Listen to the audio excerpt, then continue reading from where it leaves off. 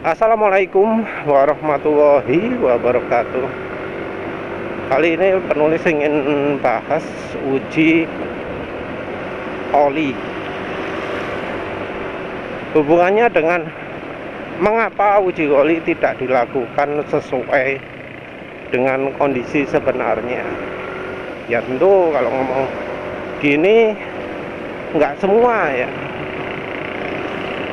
Ada beberapa yang biasanya protes soal ini adalah orang yang anehnya mengidolakan uji gesek. Padahal yang namanya uji gesek itu yang dimaksud adalah dengan menggunakan mesin tinkan yang kondisinya sebenarnya jauh dari kenyataan. Karena ya ada di bagian mana uji tinkan itu ada di motor, di mobil, nggak ada ya. Tapi anehnya banyak orang percaya sama uji tinkan ini, uji tekanan ini. Wah sekian ton, wah sekian ton gitu ya. Percaya dengan uji tinkan, tapi nggak percaya dengan uji pemanasan. Jadi uji panas disebut nggak bisa dipakai sebagai referensi karena ya suhu oli katanya nggak pernah sampai segitu, nggak pernah sampai panas sekali. Yang jelas uji tinkan itu sendiri tidak dipergunakan untuk oli mesin. Jadi sudah ada beberapa pabrikan ya, dari Mobil One, dari Amsoil, sama dari mana lagi entah lupa. Penulis juga sudah beberapa kali bahas, penulis kutipkan juga. Pabrikan-pabrikan tersebut ngomong bahwa uji tinkan itu enggak untuk menguji oli mesin karena tekanannya terlalu berlebihan kalau untuk oli mesin. Jadi tekanan yang ada di mesin katanya pabrikan tersebut nggak sampai berton-ton ya, nggak sampai kuat sekali gitu. Entah kalau alat berat ya, entah kalau mesin tenaga besar gitu ya, yang tenaganya ribuan HP gitu ya. Tapi kalau misalnya kita lihat aja ke yang motor ini, tenaga cuma 15 HP bisa menghasilkan tekanan 1 ton dari mana gitu ya, bagian mana gitu ya. Karena ledakan piston juga yang kena ya paling bearing ya, yang menahan tekanan besar itu, sama transmisi. Sementara itu oli transmisi ada sendiri. Oli transmisi memang aditifnya banyak untuk bisa menahan tekanan besar. Tapi kalau untuk motor kan ya motor matic ini contohnya oli gardan itu bisa pakai oli mesin kan. Jadi oli gardan cukup pakai oli mesin, nggak perlu pakai oli transmisi khusus. Menurut penulis itu menunjukkan ya kebutuhan tenaganya ya, kebutuhan bahwa ya sebenarnya nggak butuh besar tenaganya. Nah di sisi lain ya, lembaga oli sendiri melakukan uji yang tidak sesuai kondisi lapangan.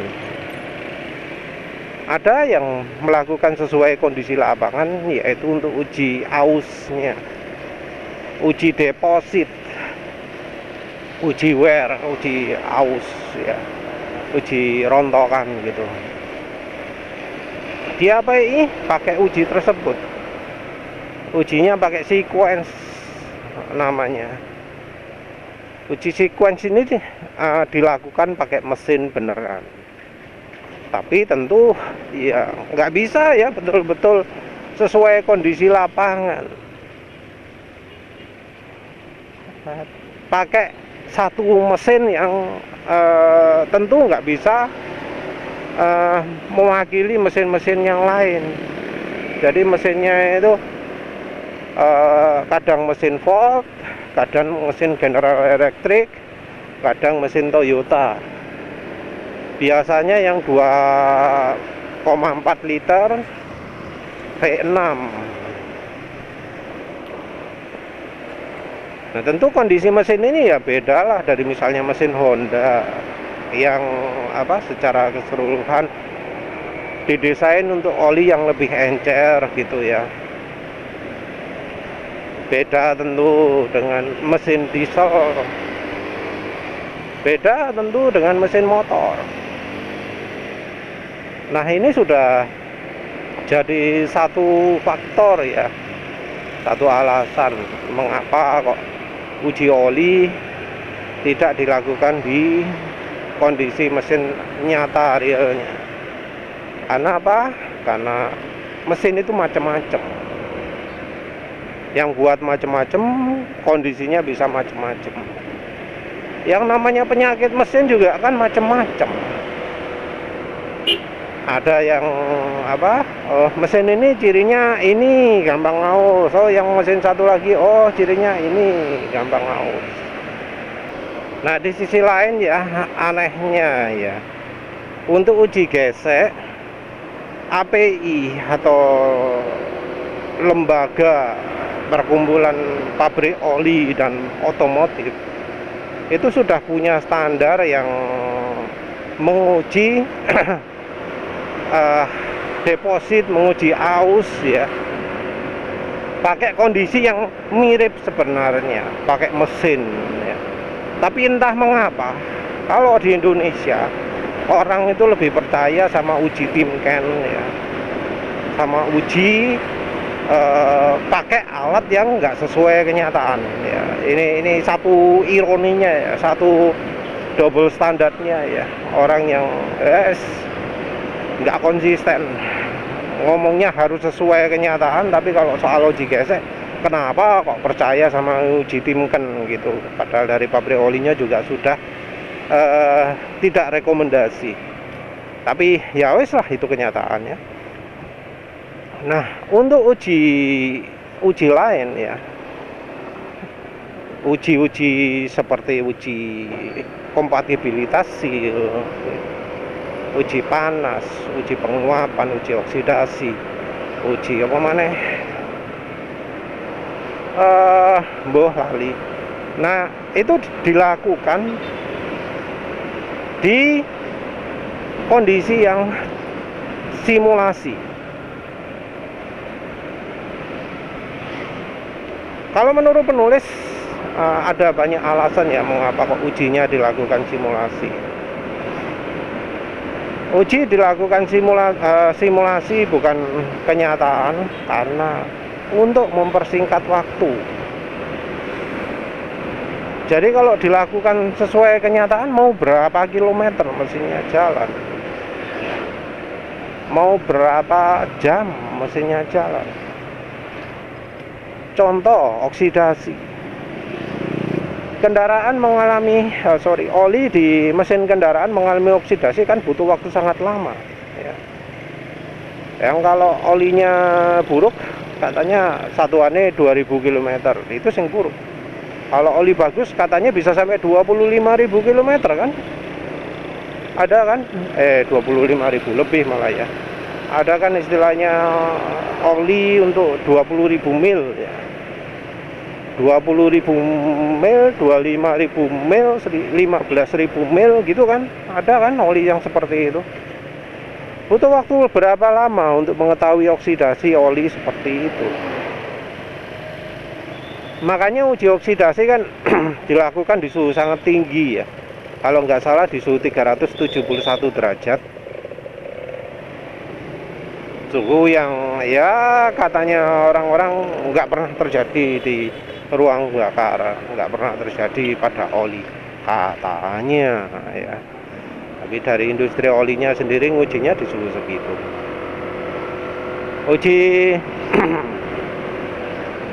Uji penguapannya, evaporation loss-nya dilakukan di suhu 250 derajat dan dilakukan 1 jam. 250 derajat 1 jam bisa ketahuan ada oli yang penguapannya habis 4%, ada yang habis 10%, dan dari standar API-nya dibatasi yang boleh, yang lulus itu adalah yang 15% maksimal. Nah itu pengukurannya nggak sesuai dengan kenyataan, tapi itu yang dilakukan dan itu dianut oleh pabrikan oli juga, dengan bukti pabrikan olinya mencantumkan angka-angka tersebut. Walau nggak semua ya, jarang ya, tapi pabrikan oli jelas setuju untuk menggunakan standar tersebut untuk menunjukkan kemampuan olinya. Nah kalau pabrik olinya setuju, kenapa kok ada orang-orang yang nggak setuju? Lawang lembaga uji olinya pakai itu, kenapa kok ada orang-orang yang nggak setuju? Merasa lebih pinter kah dari pabrik oli? Merasa lebih pinter kah daripada insinyur-insinyur yang menciptakan standar tersebut? Sekolahnya larang ayo. Tak tantang balik, soalnya biasanya senjatanya, oh ini insinyur pinter, ini sekolahnya mahal, ayo tak balik. Yang menciptakan standar itu ya jelas insinyur, profesor, kok merasa lebih pintar? Apa menganggap yang standar ASTM yang menciptakan standar API itu, uji-uji semacam itu orangnya goblok?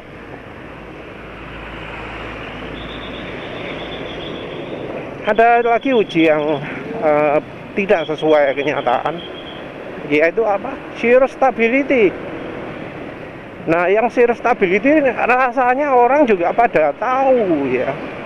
Yang di grup oli pun mestinya tahu shear stability di jaso dilakukan sekian kali perulangan, kondisi mesinnya, kondisi olinya tidak sampai terjadi seperti ini gitu ya.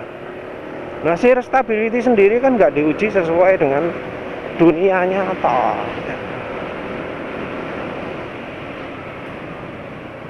Tapi buktinya ya kepake tuh sama pabrikan. Pabrikan kalau mencantumkan shear stability ya dicantumkan juga cara ngujinya kayak gimana.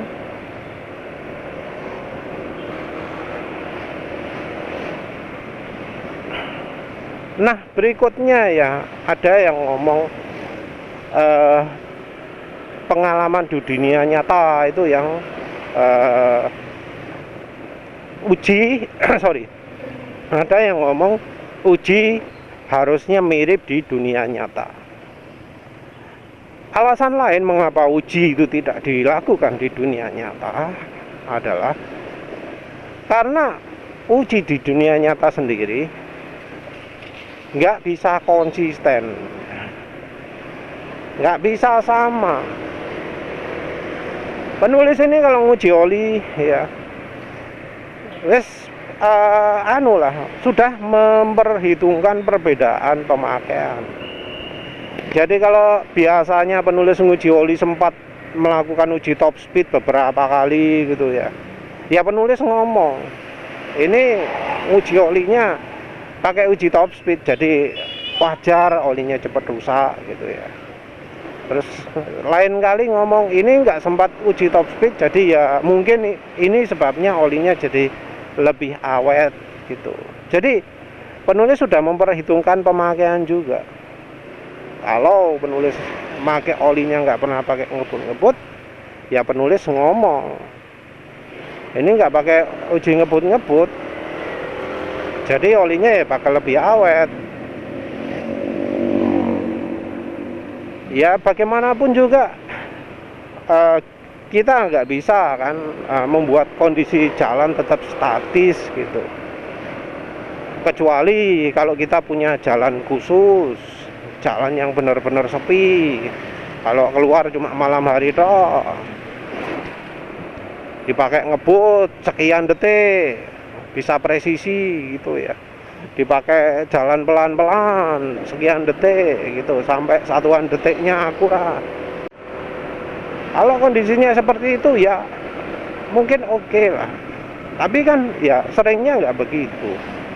Kondisi di jalan itu selalu berubah-ubah, karena selalu berubah-ubah ya nggak bisa dipakai sebagai standar.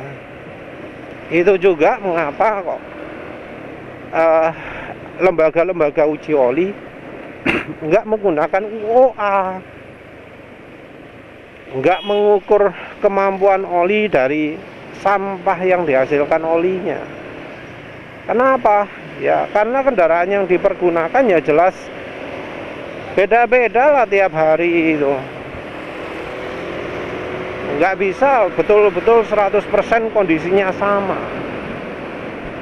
Nah, untuk meyakinkan kondisinya sama itu makanya dilakukan simulasi untuk membatasi variabel-variabel yang terjadi.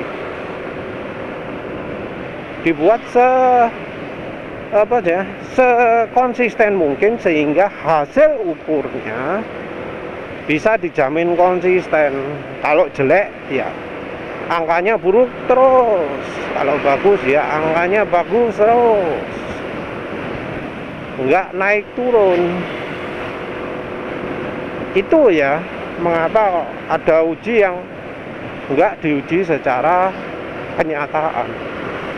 Yang satu karena kondisi mesin itu beda-beda, sementara itu untuk menguji itu harus ada satu acuan yang sama. Terus yang kedua adalah untuk mencapai konsistensi. Gimana caranya cara ukur satu bisa sama dengan cara ukur yang lain. Nah, soal konsistensi ini penulis juga masih penasaran, soalnya ada yang ngomong uji lab itu nggak konsisten. Kita ngirim 2 sampling, isinya sama persis ngeplek, hasilnya bisa beda ya. Nah, ini penulis pengen tahu di mana ada video yang menunjukkan itu. Katanya ada di YouTube menunjukkan bahwa kita ngirim barang yang sama ke satu lembaga uji oli, hasilnya bisa beda. Kita ngirimkan barang yang sama ke 2 lembaga uji oli, hasilnya bisa beda. Nah, kalau melakukan hasilnya nggak bisa konsisten kayak gitu, ya nggak bisa dong kita ambil kesimpulan.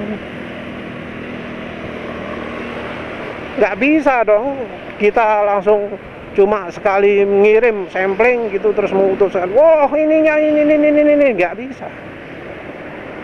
Kalau memang hasilnya random kayak gitu, ngacak kayak gitu, ya kita minim punya 10 sampling dari barang yang sama, kita kirim ke lab gitu, terus kita ambil oh berapa sih kisaran errornya dari lembaga uji oli ini, oh berapa banyak sih deviasi hasil pengukuran lembaga uji oli ini dibanding dengan yang ini gitu ya. Baru setelah itu kita bisa yakin dengan angka yang diberikan oleh lembaga uji olinya. Ya wes lah, itu aja. Jadi kalau standarnya saja sudah setuju semua, yang dari pabrik oli setuju, yang dari pabrik otomotif setuju pakai standar itu, kenapa kita sebagai konsumen kok repot ya?